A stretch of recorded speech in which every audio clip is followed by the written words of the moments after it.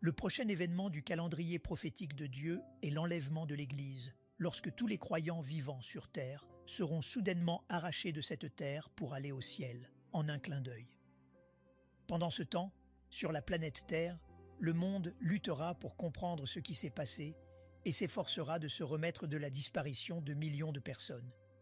Immédiatement après l'enlèvement, un groupe de 10 hommes, des dirigeants mondiaux, se réunira pour former ce que la Bible appelle le renouveau de l'Empire romain. C'est en fait ce que nous appelons le nouvel ordre mondial. Cela se produira. Ce nouvel ordre mondial sera instantanément formé par l'Antéchrist, qui sortira d'Europe et dirigera un empire romain réunifié avec un groupe de 10 dirigeants. L'Amérique cédera sa souveraineté à ce nouvel ordre mondial, que vous connaissez comme une organisation mondialiste. La grande tribulation commence à ce moment-là.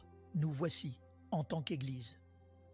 L'Église est transportée au ciel devant le tribunal de Christ. Le tribunal de Christ est l'endroit où chacun de vous rendra compte à Dieu de la vie que vous avez menée. Vous recevrez une couronne.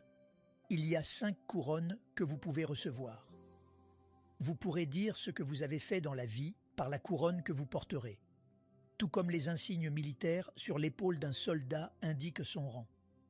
Vous pourrez le savoir par la couronne que les gens porteront. D'abord, il y a la résurrection des saints qui sont morts, puis vient l'Église triomphante. Pourquoi les morts en Christ passent-ils en premier? Parce que Jésus vient en poussant le cri de la victoire. Sa victoire est sur la mort, l'enfer et le tombeau. Lorsque le dernier Adam du dernier corps aura été ressuscité, la victoire de Jésus-Christ sur le tombeau sera totale. L'Antéchrist, en tant que chef de ce nouvel empire romain, conclura un accord de paix. Le monde le célébrera comme le grand artisan de la paix. La Bible dit ceci: il recevra sans aucun doute le prix Nobel de la paix, comme Hitler. Il fera prospérer le commerce, car c'est ce qu'a fait Hitler. Le traité de paix de 7 ans endormira Israël dans une fausse sécurité. Puis, pendant la première moitié de la tribulation, alors qu'Israël aura baissé sa garde, 3 ans et demi après la signature du traité, il rompra ce traité et une coalition russo-islamique attaquera Israël. Ce sera la guerre de Gog et Magog qui se produira en plein milieu de la tribulation après 3 ans et demi. Maintenant, la seconde moitié de la tribulation est appelée la Grande Tribulation. La guerre de Gog et Magog que vous voyez se profiler est un signe avant-coureur de ce qui s'est passé le 7 octobre en Israël. C'était horrible. C'était horrible. Viol de masse, meurtre de masse. 1400 personnes ont été tuées en un jour. Des enfants ont été décapités. Des gens ont été brûlés vifs. Dans la guerre de Gog et Magog à venir, Dieu délivrera surnaturellement Israël en anéantissant les armées de la coalition russe. La destruction de ces armées laissera un vide de pouvoir, et l'Antéchrist prendra le contrôle du monde. Gardez bien cela à l'esprit. Il conclut un traité de paix. Il devient puissant. La Russie et l'Iran sont détruits par la main de Dieu au milieu de la tribulation. Et l'Antéchrist s'engouffre dans ce vide pour devenir un dictateur mondial. Il rompra son traité avec Israël.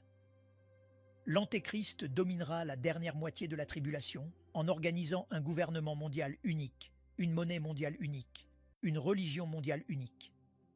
Il vous donnera l'occasion de recevoir sa marque sur votre main droite ou sur votre front. Si vous refusez, il vous coupera la tête. L'Antéchrist se déclarera être Dieu. Il installera son image dans le temple à Jérusalem et exigera que le monde l'adore comme Dieu. Le peuple juif juste fuira à Pétra, où il sera préservé par la main de Dieu pendant 3 ans et demi, jusqu'à ce que le Messie vienne. Notre prochain concept, Armageddon et la venue de Christ. 3 ans et demi après la guerre de Gog, juste à la fin de la tribulation, se déroule la bataille d'Armageddon. C'est la bataille la plus féroce jamais enregistrée dans l'histoire de l'humanité. Une nation, la Chine, amène 200 millions de personnes sur ce champ de bataille dans le but de détruire Israël et de le gouverner. La guerre d'Armageddon est la seconde venue de Christ à Jérusalem pour établir un royaume éternel en tant que roi des rois et seigneur des seigneurs. Imaginez cette scène. La bataille d'Armageddon est en cours. Un champ de bataille de 180 miles de long et de 80 miles de large, avec 200 millions d'hommes venus de l'Est et une armée les rejoignant de l'Ouest. Juste au moment où ces deux armées s'apprêtent à s'affronter, Jésus-Christ descend du ciel avec tous ses saints anges, et chaque croyant, chacun de vous qui professez Christ, sera monté sur un cheval blanc. Certains d'entre vous devront apprendre à monter. Jésus-Christ viendra. Sa première action